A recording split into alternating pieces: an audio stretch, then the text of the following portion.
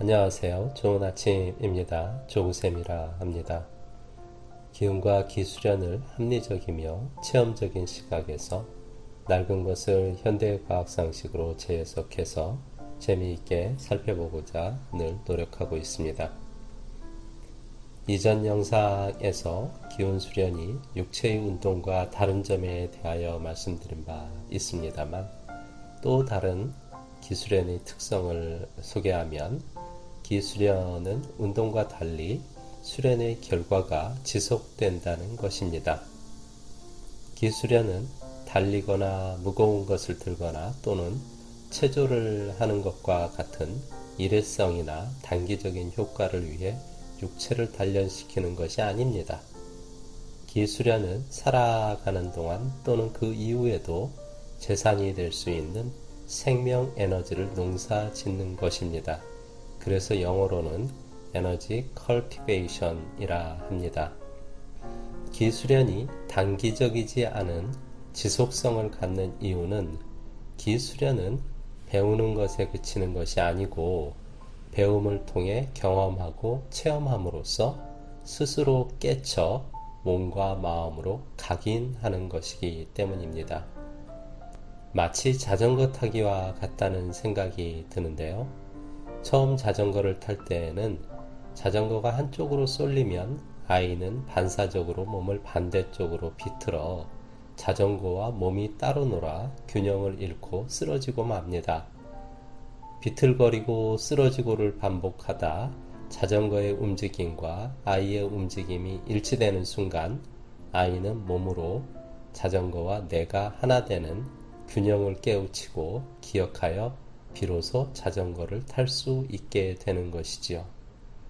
그리고 이렇게 한번 깨우친 아이의 몸의 균형은 평생 자전거 타기를 잃어버리지 않게 됩니다. 기수련은 배움이 필요하나 배움의 결과는 스스로의 깨우침을 통한 생명 에너지에 대한 몸과 마음의 지속적이고 조건 반사식의 각인입니다.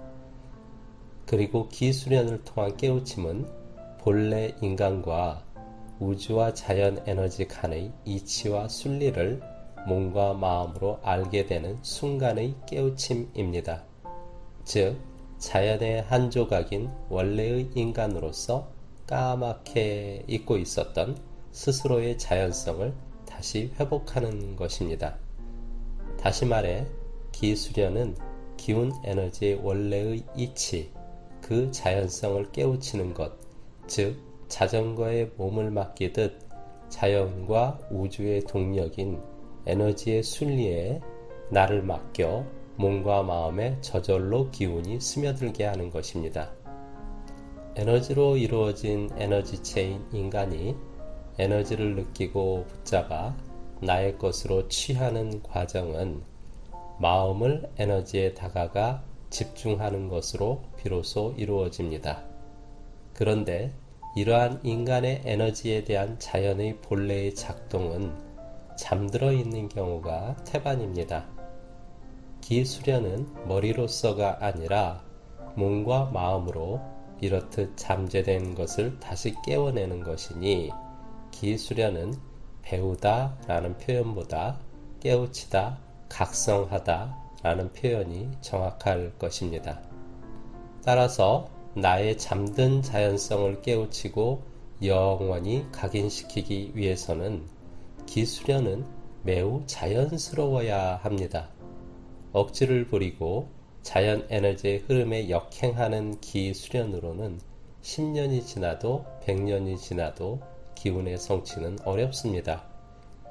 기수련은 과도한 의지를 이용한 억지 수련으로는 나의 몸과 마음에 저절로 스며드는 조건 반사식의 깨우침은 얻을 수 없습니다. 억지 수련은 당장에는 수련이 된 듯하여 보람이 있어 보여도 이는 육체를 굴려 운동하는 것과 진배가 없습니다. 즉 일과성에 지나지 않습니다. 기수련은 반드시 기운의 느낌을 동반하여야 하는데 억지 수련으로 느끼는 기감은 기운으로 착각하는 근육과 신경의 느낌 또는 집중에 의한 혈액의 쏠림에 따른 느낌일 수밖에 없습니다.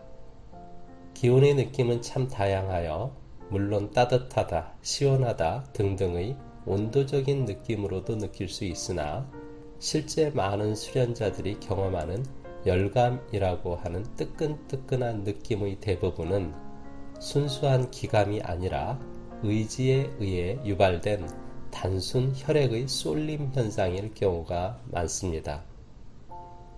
기운 수련은 매우 자연스럽게 이루어져야 합니다.